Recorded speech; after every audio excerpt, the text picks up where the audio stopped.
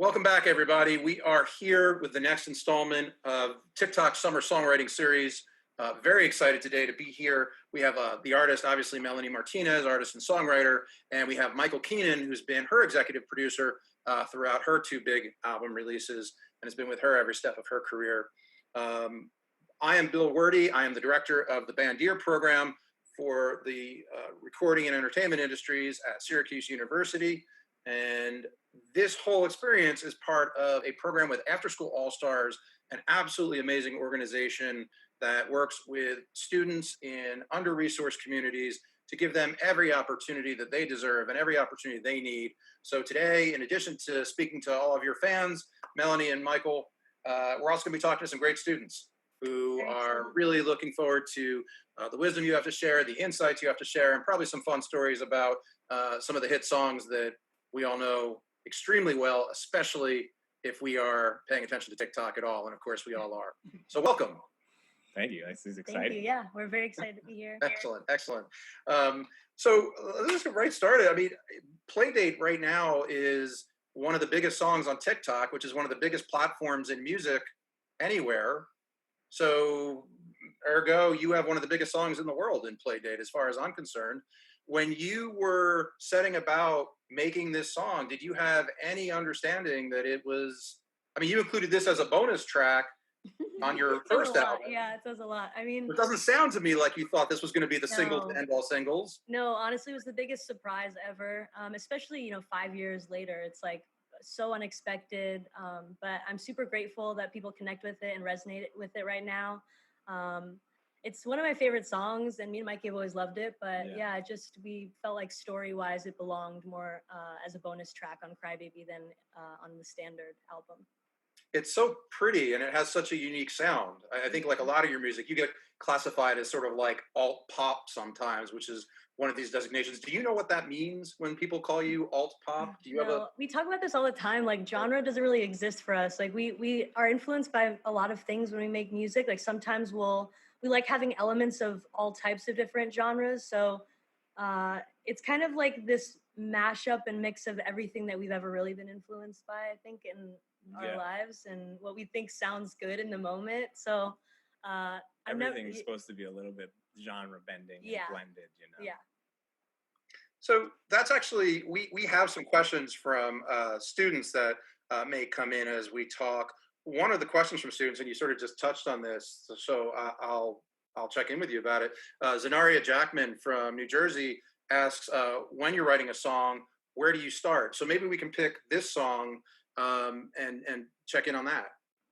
Okay, yeah. I mean, Playdate, it was written 5 years ago, so it's quite a long time ago, but I think that every single time I've ever written a song, I always start with the title. It's the most important thing for me to have a clear concept of what it is that I'm trying to say as far as the story goes. So it has to be very clear from beginning to end. And I can be a little too critical on myself with that sometimes. And sometimes I'll take it a little too literal and try to tell the story as best as I can. And lately I've been trying to open up more and kind of create multiple meanings for one theme, so it still fits within the world, but it also has multiple other layers that other people can resonate and connect with. With Playdate, it was, I hadn't really ever experienced that dynamic yet, like a superficial connection, because I was so young when I wrote it, but it was kind of like foreshadowing the experiences that I would have later on in my life, which I thought was really interesting. But yeah, as far as other songs go, I'll just have a list of 70 to 80 titles, and I'll just we'll be working. It's just kind of overwhelming, to be honest, but we'll just find chords first. Mikey will, bring out the MIDI keyboard usually, or we'll go on the piano or guitar, whatever we're feeling. And then we'll find chords.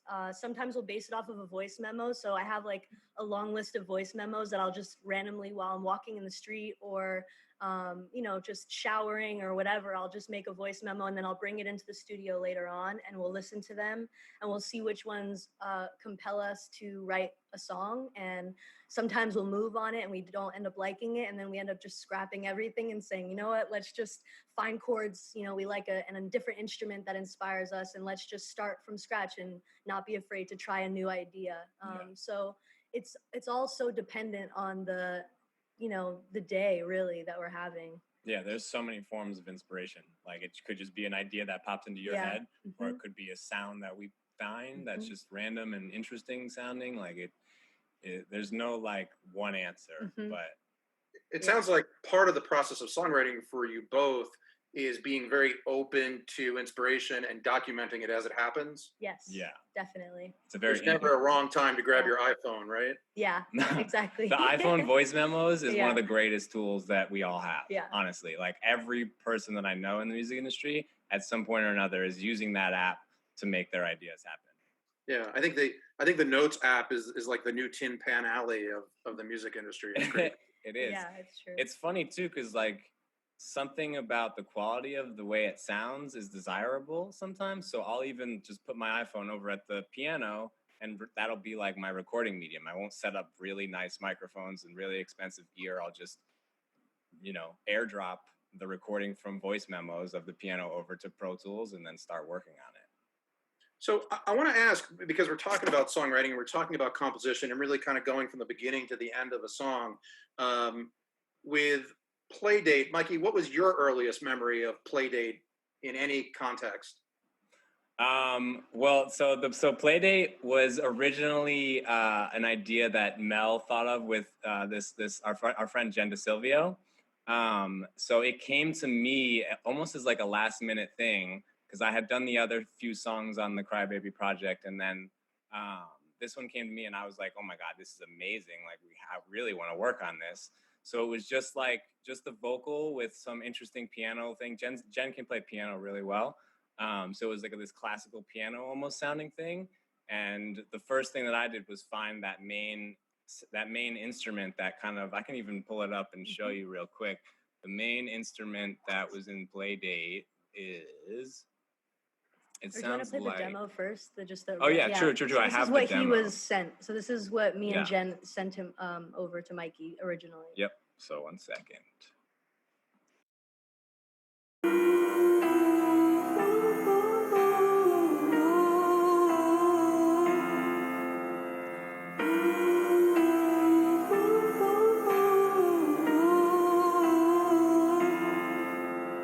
You call me on the telephone, you feel so far away. You tell me to come over, there's some games you wanna play. I'm walking to your house, nobody's home, just me and you and me alone. So you can already kind of hear like the bounce is already there and like the feeling's already there, but we grabbed, let's see, the main instrument. This is what really started the inspiration for me for going, was this thing.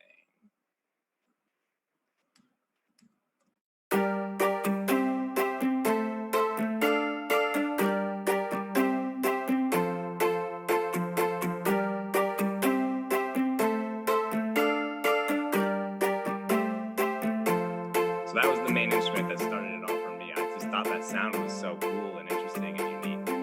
And how did you come across that? So it was a sound in Omnisphere, which I can also pull up. Just give me 1 second, because it's an old session and it likes to act real funky. So if you look at the session here, Omnisphere is pulling up, which is a pretty common program. So what it is, it's a combination of this thing, the plastic Stratocaster, and I'm not going to try to read that, but this guitar instrument, and those are the two sounds that make up that sound. And it's just right here with an Omnisphere, which I'm sure probably most people who have Omnisphere could pull up. Very cool. Very cool. So is this, Mikey, once you get your hands on a song, do you do most of your work in this? Yes, I work mainly in Pro Tools. I started in a program called Reason, which I no longer use anymore. I use it like occasionally, but pretty much everything now is just within Pro Tools. Okay, excellent. Listen, I want to ask Melanie, I want to take a step back now for both of you. When we're talking to students, obviously, I think such a big part of these conversations is helping them understand what different paths can look like, what different paths forward can look like.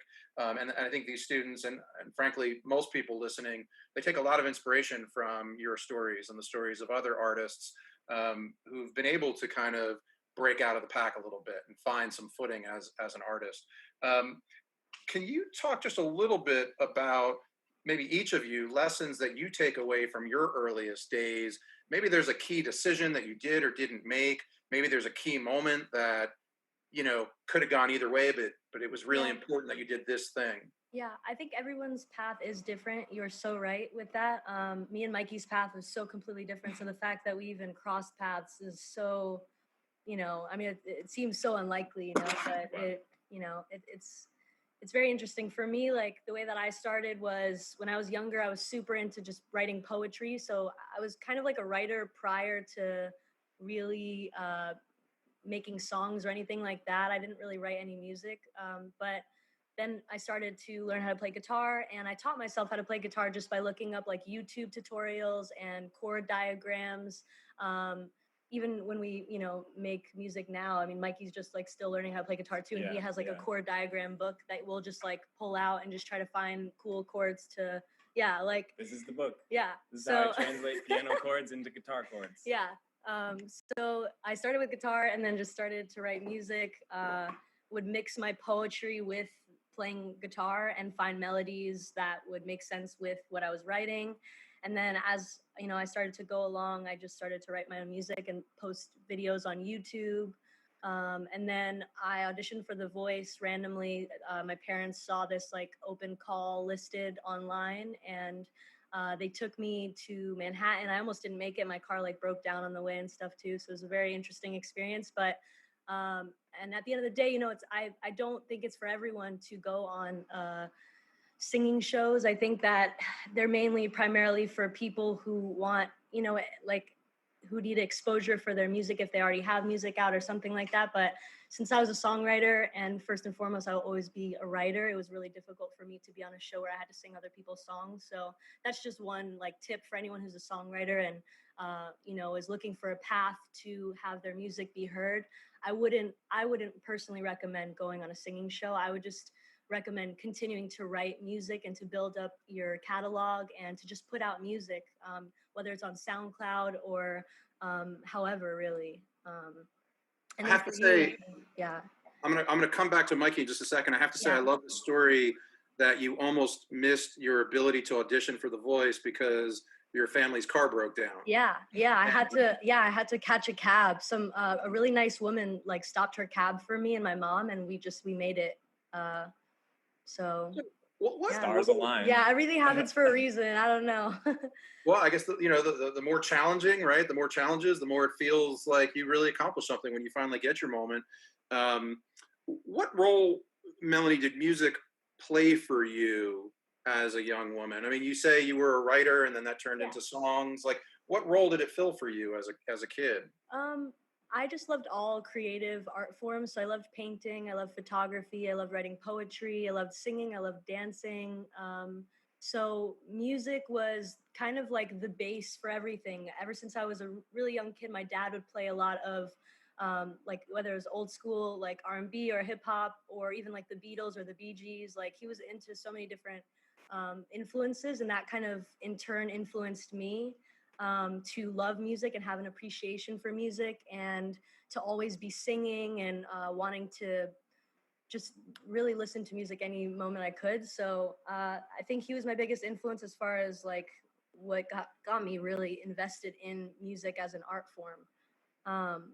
But yeah, I don't know, like as time went on, I just kind of felt like it was my passion and my purpose in life and just stuck with it.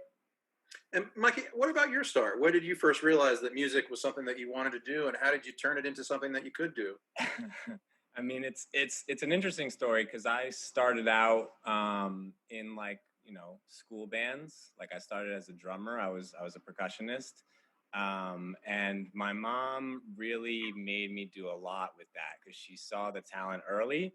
Even though I kicked and screamed, she would drive me 45 minutes like each way to lessons and ensembles that were out of state for me to just be able to grow and develop those skills. And I absolutely hated it. And to be honest with you, I applied to be a photographer for college, and through that process, like realized that I didn't know what I was doing.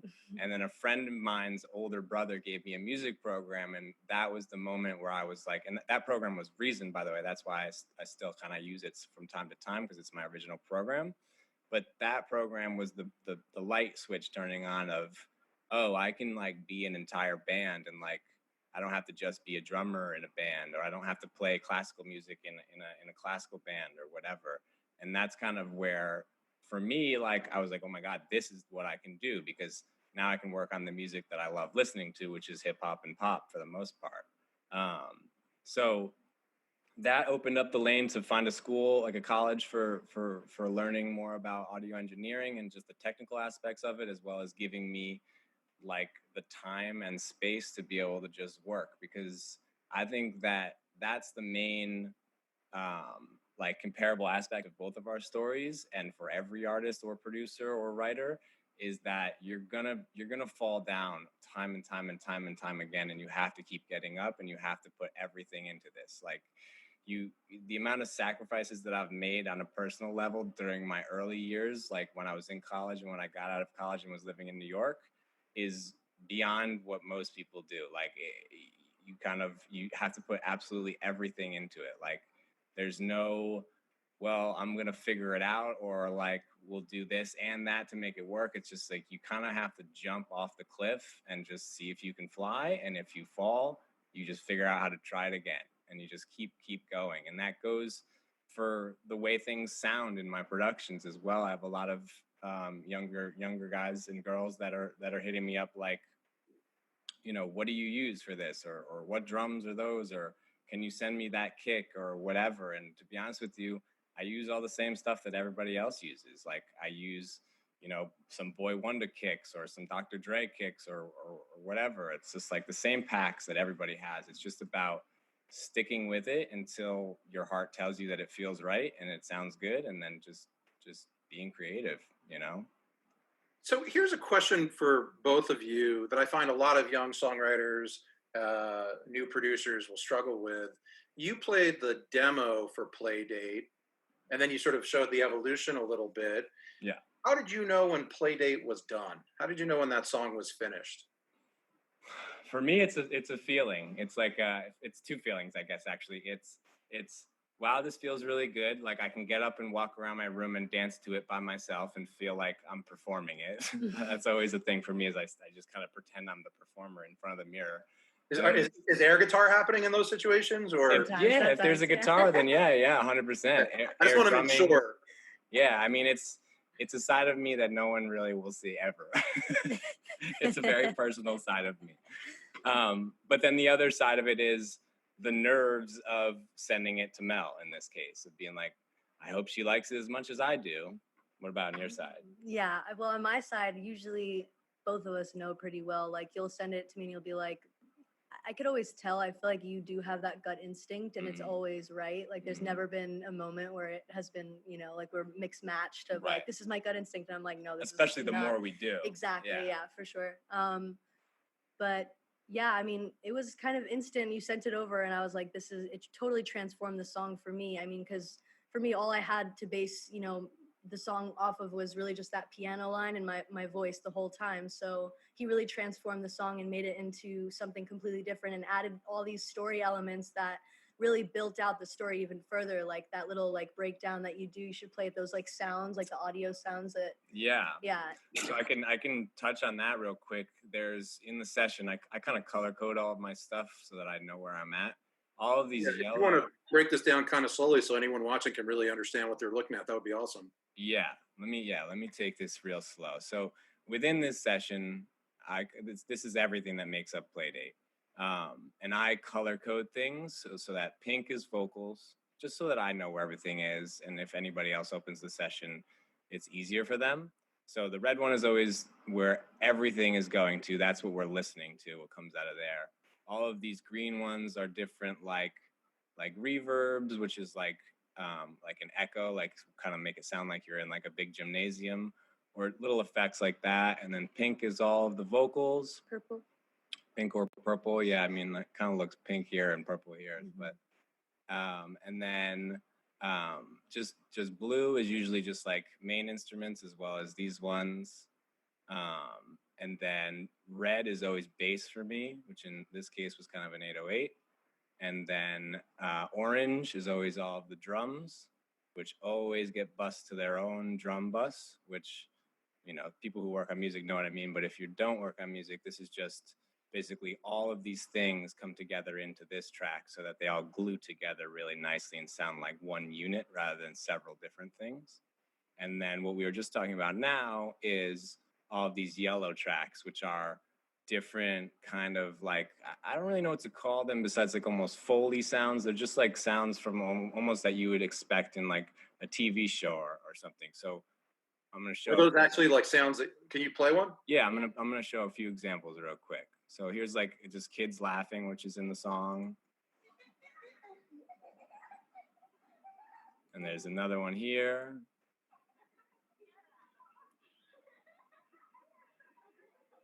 And if you're like listening on headphones, you can hear that those are kind of like ones in one ear and ones in the other ear to make this kind of wide sounding thing. Can you play the part of the song where that laugh is actually used now? Yeah. Just give me 1 second because I didn't pull up the drums. So just give me 1 second. I'm putting you to work. I'm sorry. No, you should be. But I forgot to open the drums because I don't use Reason anymore. So it's like my muscle memory with that is it left. All right, opening up Reason. But this is good because you get to see Reason too. Reason looks a little bit more intimidating, but it's not. Melanie, while he's digging this up, I would ask you, because I love these stories, right? This only happens on TikTok where a song is released like 2 years ago, 3 years ago, and it's a perfectly fine release and everyone's happy with it or not. And then all of a sudden, 2-3 years later, you're getting like text and it's like, oh, I'm hearing your song and it's blowing up. What was your experience in that regard? Really just that. I mean, all my friends were like, hey, Playdate's getting really big on TikTok. And I kind of just, I was like, that's cool. That's really awesome. But I did not expect it to be really resonating with people the way that it is. I actually just thought that it was just some quick like day thing. Like, oh, the day is just, it's just popular today or something. I don't know. I don't really. But it would kind of pop up and then go. Yeah. I thought that was gonna happen, but it just kept growing, and I'm just like I said, I'm super grateful. It was so unexpected for both of us. We were pleasant surprise, really. Yeah. When did you first realize that it was not just going to pop up and leave? Was there something that happened that? Really my manager was like hitting me up about it, like, okay, hey, like we're gonna have to start making a decision on if if we want to really push Playdate again, because people really resonate with it, and it's like, it's a great moment. So it kind of when it went from my friends telling me to then my manager and like the label telling me is kind of when I noticed how serious it was getting. Yeah, I tend to, when the managers in the label, like the first flag they throw up, I tend to ignore and be like, whatever, dude. Like, don't bring my brain back to 2015, 16. I'm in 2022 already. Like, but then once they're like, hey, like, look at this chart and look at that chart, like the graph is just going up. I'm like, oh. Again, super surprising, but very exciting. Yeah, very exciting. Very exciting. That's amazing. I love that. Okay, so you have do you have drums up now? Yep, everything should be here. So just to review real quick, here's the sounds, the effect sounds that you'll hear in this section. So there's these 2 children tracks that we heard already, plus another classroom sound, and then a bell ringing, a school bell ringing. So now let me play this section for you.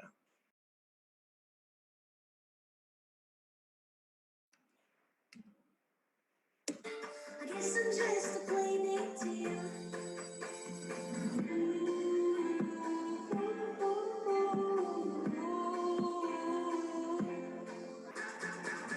And then also you should do the bridge.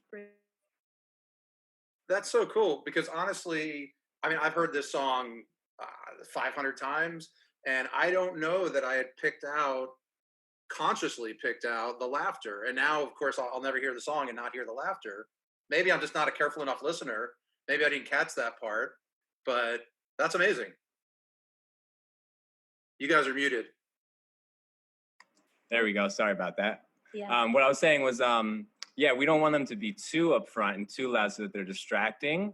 But yeah, it's just like a to cool, fill it out. Yeah. right? It's almost it's like an Easter egg in a movie. Yeah. You know what I mean? It's like you didn't really know it was there, but you'd miss it if it was, or if it wasn't there. Yeah. And then when you do know, you're like, oh wow, that's a really cool detail that I don't usually get to hear in songs. I love that. And again, it's like these little details.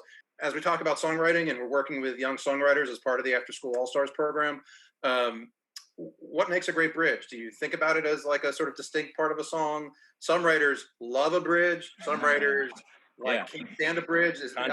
Controversial topic these days. I can see that.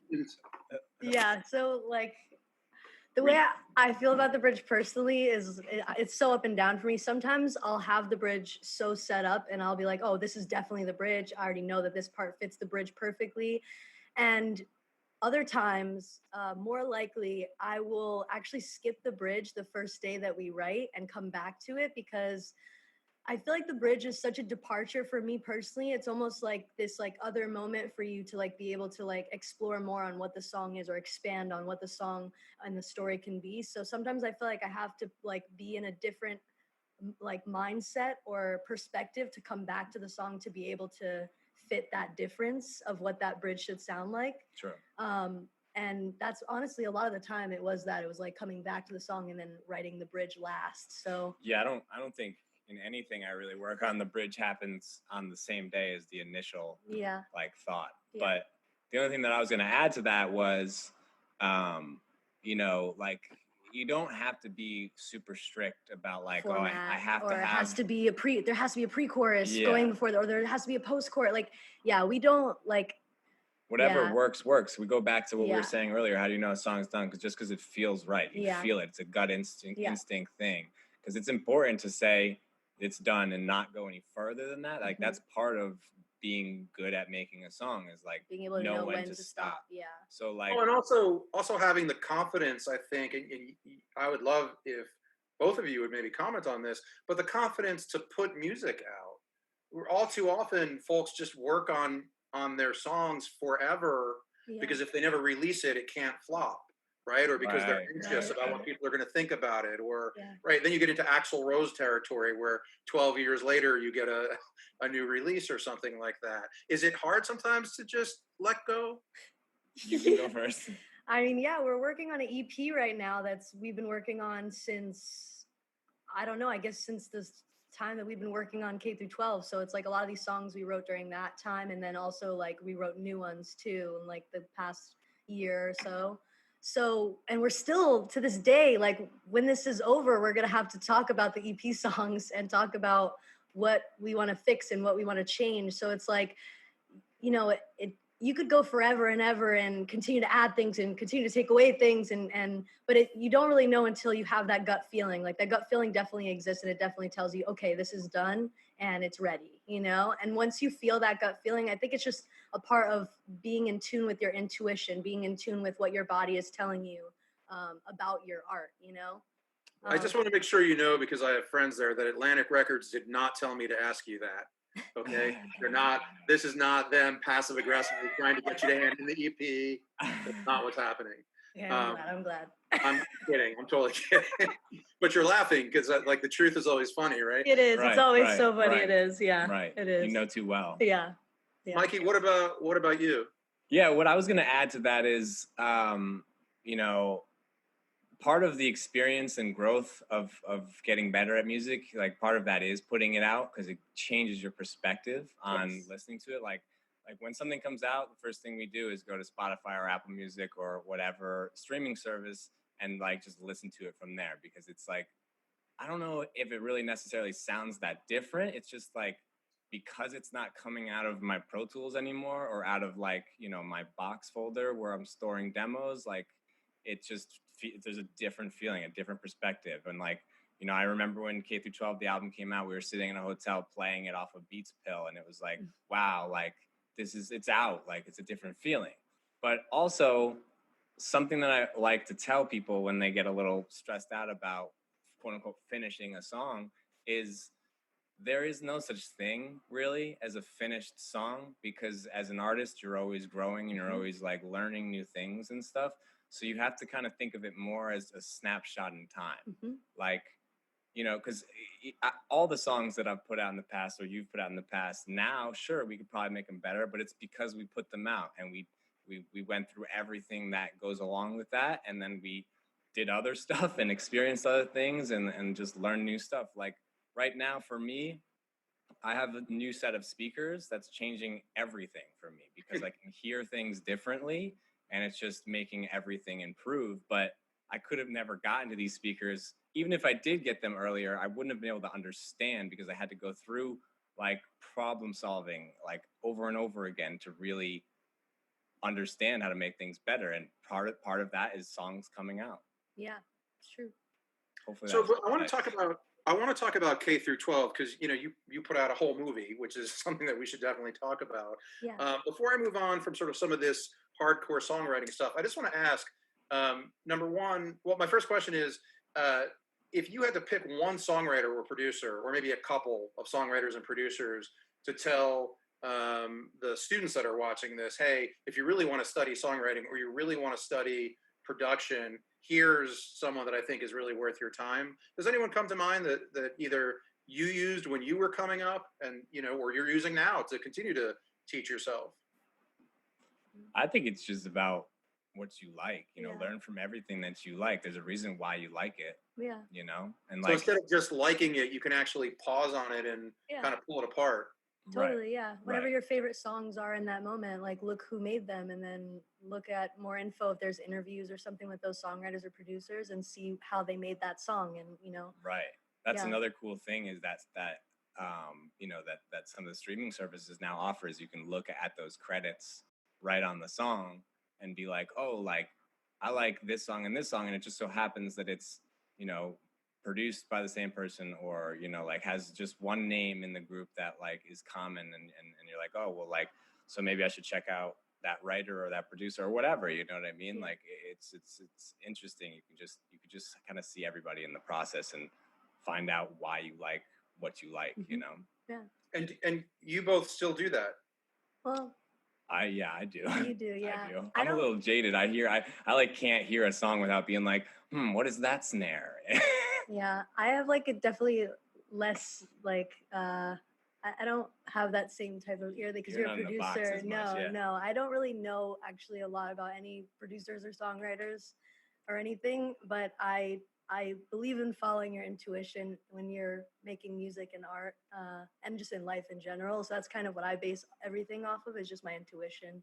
That's great. I mean, because we have kind of two different paths here, two different Definitely. approaches. I'm sure Yeah. Mikey also uses his intuition all the Yeah, time. 1,000%. Yeah, I do, he I has do, to. I do, For yeah. sure. But at the same time, he's a little bit more of the Yeah, technician maybe, and wants to pull everything apart. Yes. Yeah. 1,000%. Some of our funniest moments is in the beginning of writing a song, because Mel wants to just like flow as much as possible, and I'm like, where's the construct? So it's like, it's a great medium to meet at, because we I like, she gets very creative, and then I can rein it in just enough, but not too far, Yeah.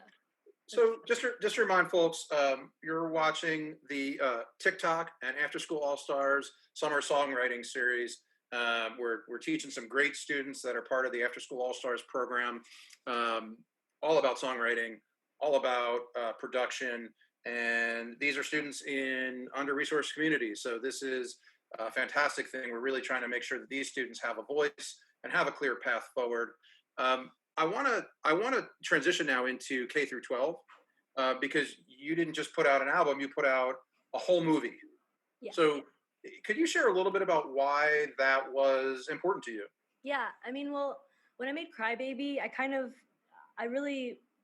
didn't have the opportunity to make a film, even though that's what I wanted to do. Like, I wanted to just make one large visual that had all the music in it and was just this one piece of, art. And I couldn't do that because I didn't have the opportunity to, because I was a new artist that just signed to the label. And when you sign to a major label for the first time, you're really only given 2 music videos per album cycle. That's like the norm. And so for me, that wasn't enough, obviously, because when I even signed with the label, I I had independently put out Dollhouse, which also I made a music video for with my friends. And then, you know, over time, I just kept wanting to make more music videos for each song, and I kept handing in video treatments.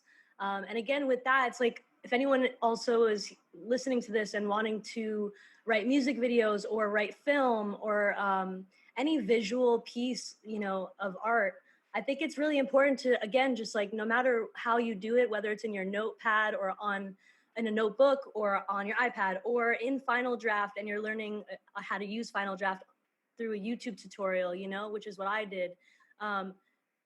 There's so many ways that you can put down your idea. Don't be afraid to just put it down and to keep expanding on that idea. I think it's really important to like not be so focused on like doing it correctly or what's technically right, you know, whether you're writing anything really, even music. I think it's important to just write whatever it is that you want to write, and don't be so judgmental or critical of yourself that you end up not continuing that idea or not continuing to make it, because I think our own fear and insecurity can kind of stop us from living out our fullest potential.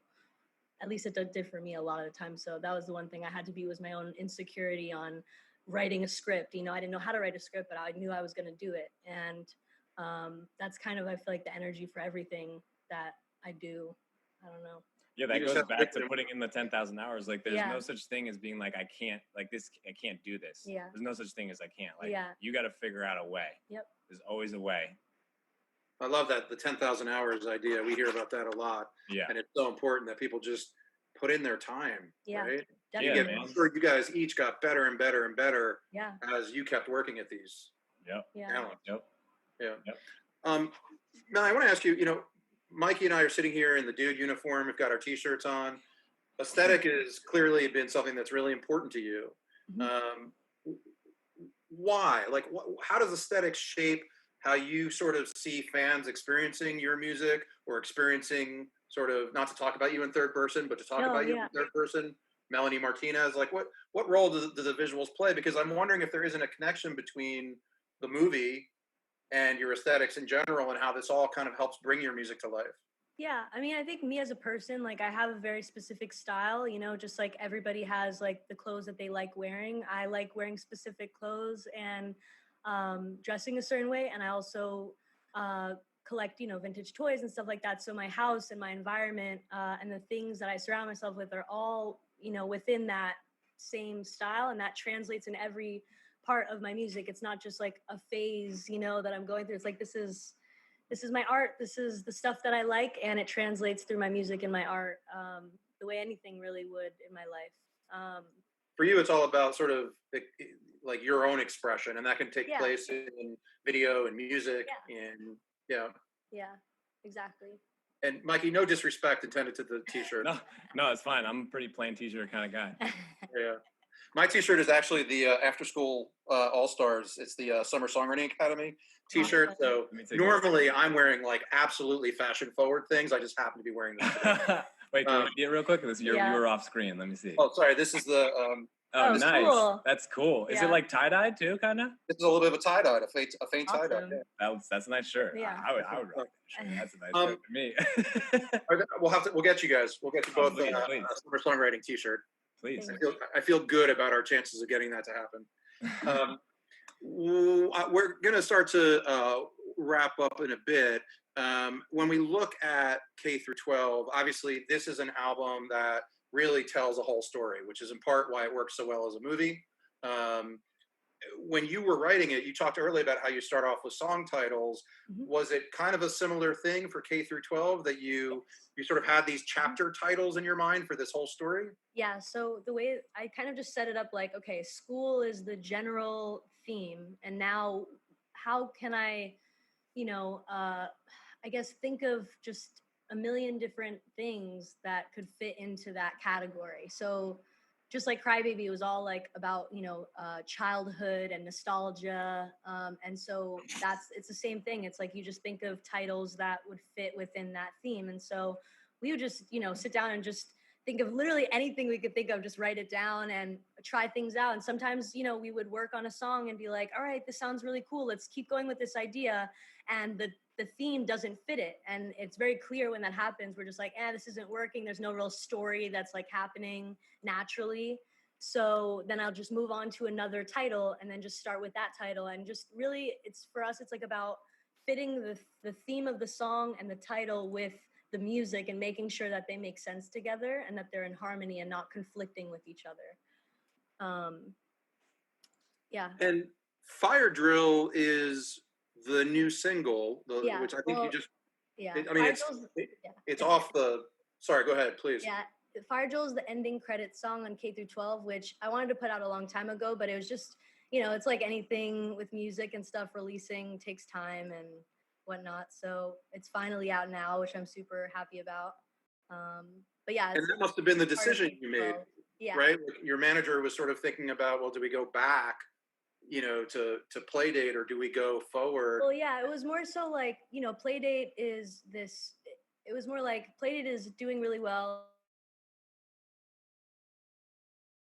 But I really wanted to put Fire Drill out, so I was kind of holding off on that because of Playdate and whatnot. So I'm happy it's out now, though, because now we can continue to move forward and put out the EP, which we're super excited about. Oh yeah, that's very exciting for us. We've been working on that for a long time now. So what can we expect from the EP? Do you have a little sneak peek for fans or for folks that are too busy?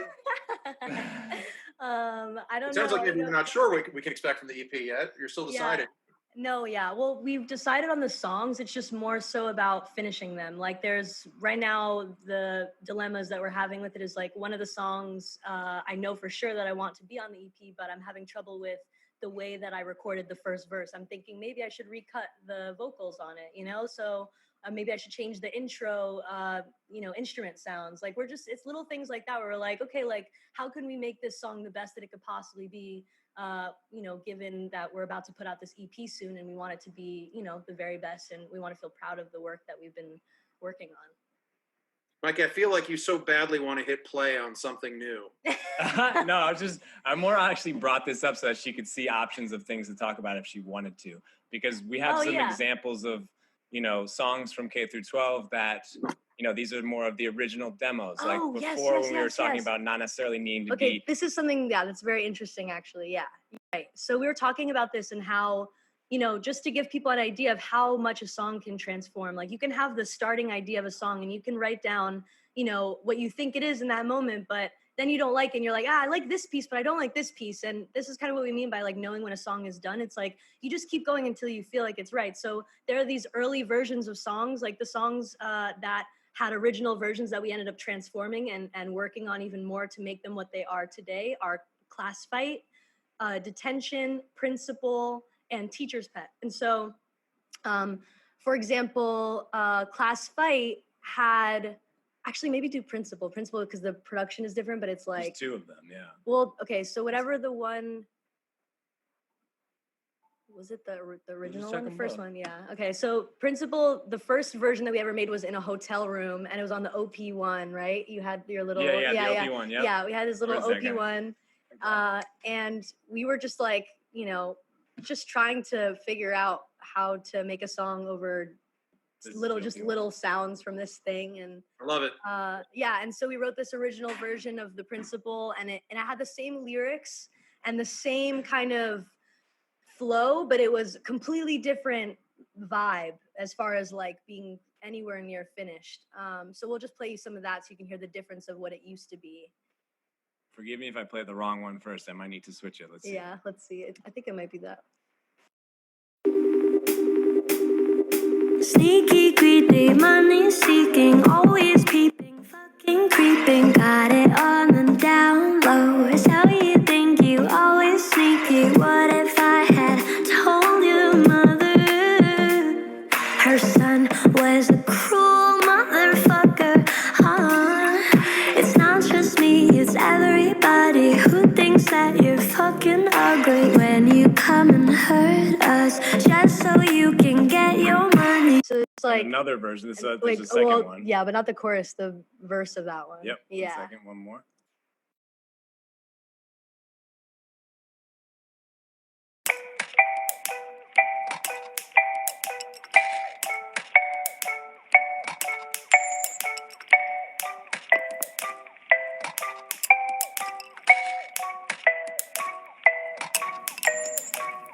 Sneaky, greedy, money seeking. Always peeping, fucking creeping. Got it on the down low. So you think you always sneaky. What if I had told your mother? Yeah. Cool. So that was basically the first version. The last one we played was the first version that we ever had. And that's why you can hear like the melody is so different. Yeah, You and it's know? very stripped down, obviously. Yeah, for Yep. sure. Yeah, completely Yeah. different production. Yeah, completely So different. you guys seem like you're such a good pair in terms of collaborating. You know, you're finishing each other's sentences in a good way, and that's great. Do you ever have moments where it's not so smooth? Do you ever have moments in the studio where you need to figure out how to work past the disagreement? I think Not that not often. really. Yeah. It's just more like what I was speaking about before, like Yeah, like when we're mhm. starting new projects and we really want to stretch ourselves. Yeah. There will be some duds at the beginning Yeah. and some because we're stretching. We're Yeah. trying to get uncomfortable and Yeah. try to find something that we've We've never done before. Yeah. And then once you like kind of find a place where you're like, on a roll, then it's just easy cheese Yeah. for the most part. Yeah, but you're right. It is really just mostly me being like kind of indecisive usually, and you wanting to just like get the ball moving on whatever idea. You're like, it doesn't matter, just pick one, you know? Yeah. But my brain will just be like, maybe we could do this, maybe we could do this. I kind of like this voice memo. I kind of like this. So it's, yeah, but I don't know. How about writer's block in one way, shape, or form? Do you ever deal with that? Yeah, writer's block. Yeah, lyrically right now I'm kind of going through like this not too bad of writer's block, but it happens. It definitely happens from time to time. And I think it usually happens right before I get in the groove of making an album, because with Crybaby, it was kind of like that, where I did all these different sessions with different people. And it was my first time writing with producers and other writers and stuff. And so I kind of had this, I was like in it all the time, every day, like writing with different people, whatever. And then K through 12, I focused just solely on working with Mikey. And we had this whole beginning phase where I didn't know what the theme was. I didn't know what I was going to do. I just knew that I wanted to write music and start writing my next album. So we would just write songs. And then finally, when my brain started to pick up on where to go next with Crybaby's story, with, school and whatnot, is when we really started to figure out the pieces, and my writer's block kind of disappeared because I started to have a vision for what the album was going to be. Excellent. And in general, either of you have any advice for like young writers that are dealing with writer's block? What do you really need to do to get past it? I think it's really important to just live life, and to just like, sometimes it takes really just being patient with yourself, and knowing that you don't have to finish something in that exact moment on that exact day. Like, you can come back to it, and maybe it'll affect you in a different way that you never expected to, like months later even, So just don't be too hard on yourself, and try doing other things like painting. Painting opens up your brain in a different way, where it can help you expand on just, any creative activity really, like, can help, I think, open up. That's a great advice. And same thing on production side. It happens, but you get up, you go take a walk, you come back, things sound different. Yeah. Like if you go to sleep, the next morning things sound different. Go listen in your car, listen on headphones, listen in different places. And like for me now, like Mel was talking about with the balance, you got to be balanced. For me now, I'm pretty strict. I don't really work on the weekends anymore, because I've found that propels my weeks so much more. Like, I'm so much more productive and so much happier working if I give myself those 2 days on the weekend to go get out in nature, just like be with my dog, whatever. Like, I have a garden, I'm really into gardening, just being out in there. But yeah, and then on the other hand, it's like, if things are not sounding right, don't ever be attached to anything, and just keep moving. Just gotta experiment. Yeah, you just gotta try things. Like a lot. Like even I heard Illmind, who's a really big producer that I've always looked up to from back when I first started, and even today.